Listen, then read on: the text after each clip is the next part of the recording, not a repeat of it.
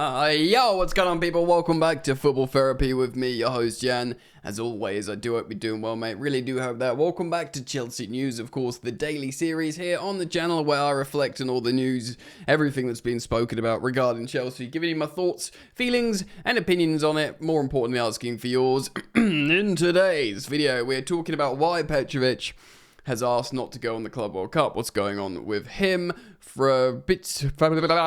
Why can't I say Fabrizio Romano? I want to chuck an extra R in there for some reason.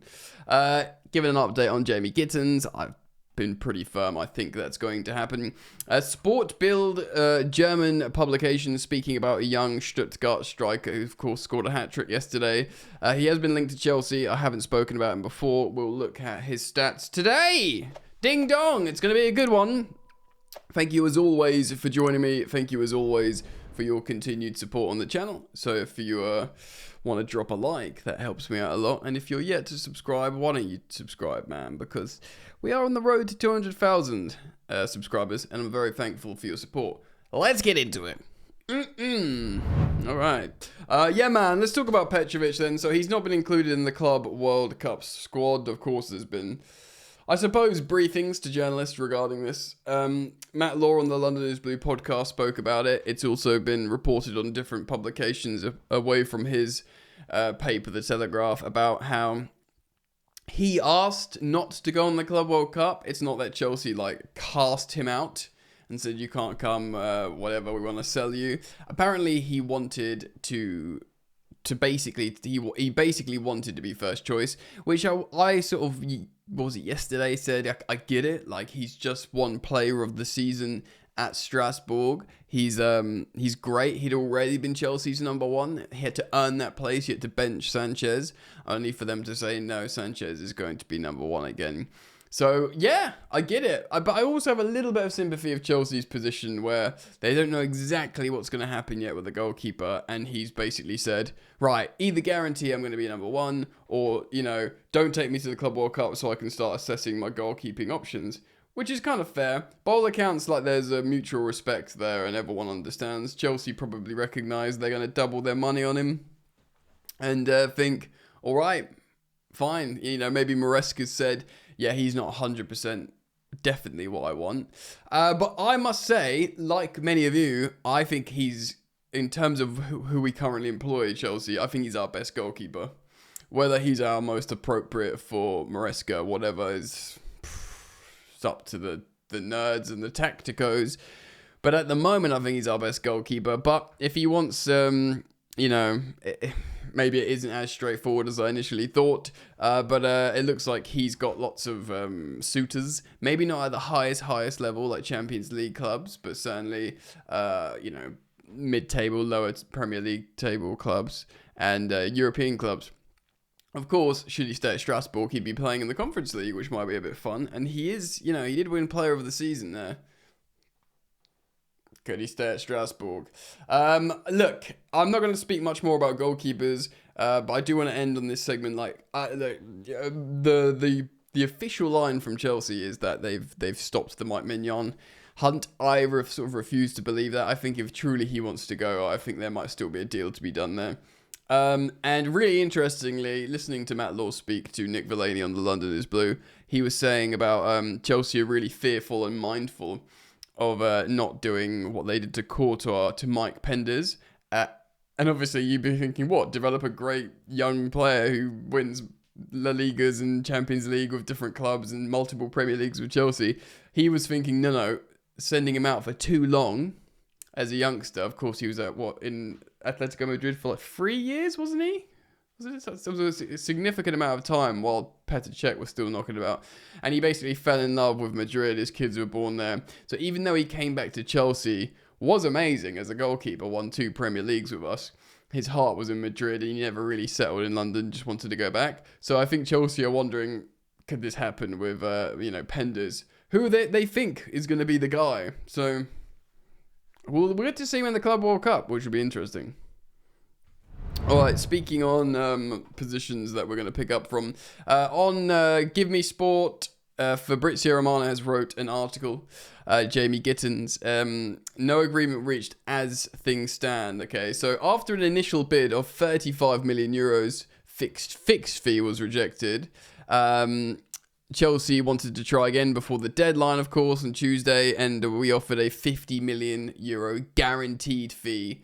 And this is without any add-ons. So 50 million guaranteed fee is like 42 million pounds. Like, that's a significant amount of money for Jamie Gittens. So Chelsea went there. Chelsea basically, we kind of did what we did with Gittens is what we didn't do with Mike Maignan. So we basically said, right, we will give you significant money because we want to bring him on the Club World Cup.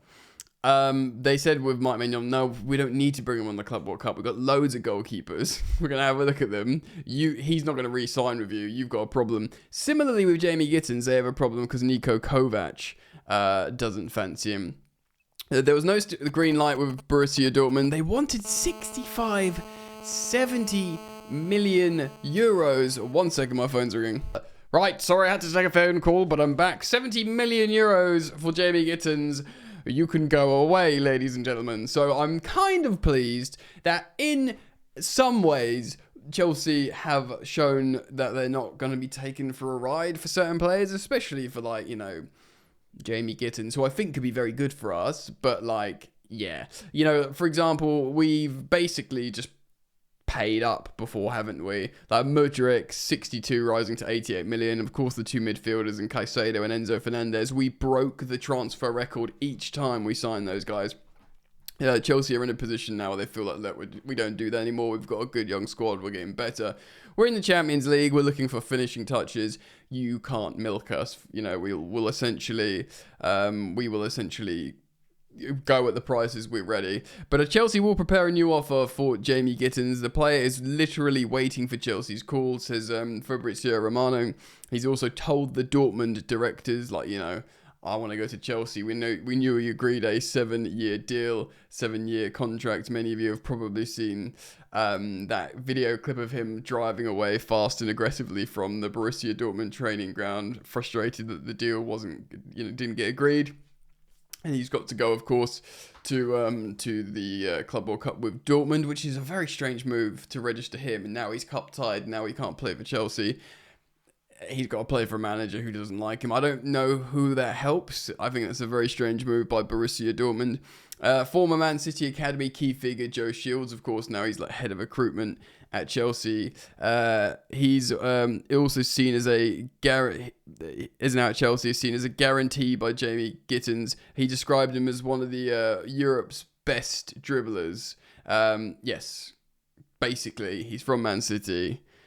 Joe Shields loves him. Doesn't surprise me. I think it will still happen. Apparently also just on goalkeeper finally. Even though Maignan might not, maybe even probably not happen, at least this summer, it could still happen. And apparently the streets are saying, the journalists are saying that that we could still get a goalkeeper. That's not Mike Maignan. Ooh la la. Right. Now I do want to speak about Nick Woltemade. Or Woltemade, but he's German, so it's probably Woltemade. He scored 3 goals at the under-21s championship for Germany. He plays for Stuttgart. Of course, they had Guirassy last season before he went to Borussia Dortmund, the aforementioned. So speaking to build after scoring his hat-trick yesterday, let's just read this here off Chelsea transfer on X. Stuttgart striker Nick Woltemade on the interest from Chelsea. So he has been spoken about before, the Chelsea interest. I think that's just part of it. It wouldn't be good scouting if a club didn't have me on their radar right now. I love the confidence. I'm simply too good. I'm not thinking about my future at the moment. I'm with the under-21 national team now. I'm having a lot of fun. I just scored 3 goals. Wunderbar. Worth mentioning, this is a player that I wanted to speak about before. CFC Central Sam, I did speak to him a few weeks ago about strikers Chelsea are looking at when I was talking about Ekitike, and he said he's one to look at. So I think we are going to look at him now. Look at his stats a little bit. Let's look at his X value page first. Here he is.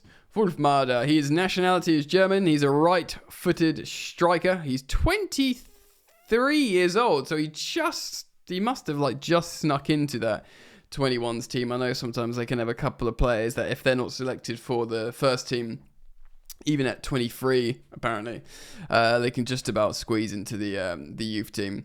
But 23 is still a young striker, as you can see here on his performance spider chart. He's good at the stuff we want him good at. Assisting is a bonus, but shooting, good at dribbling and aerials. Look at his heat map. He's a left-sided striker, like all the others we've been linked with, really. And like I always say, when you've got like a Neto or a Noni and a Cole Palmer in the right half space, having a striker slightly on the left, especially as a right footer, suits. So I ain't got no problem with that. Ladies and gentlemen, boys and girls. Wowee! Let's look at his pillar chart here. As you can see, he is a... wow, that is very impressive. Through balls received will be a, like a tactics thing, but he's amazing at dribbles, successful cutbacks, expected threats from carries, which of course is dribbling as well. Expected offensive value added is literally off the chain here with his dribbling stats, and his non-penalty XG is absolutely incredible, which gives me the opportunity to show you this as well, his understat page. I wanted to compare him to Hugo Ekitike from this season, another player who we've been linked with, another young player, of course, playing in the Bundesliga. Both strong stats, but actually, goals per 90, Nick is it Woltemade?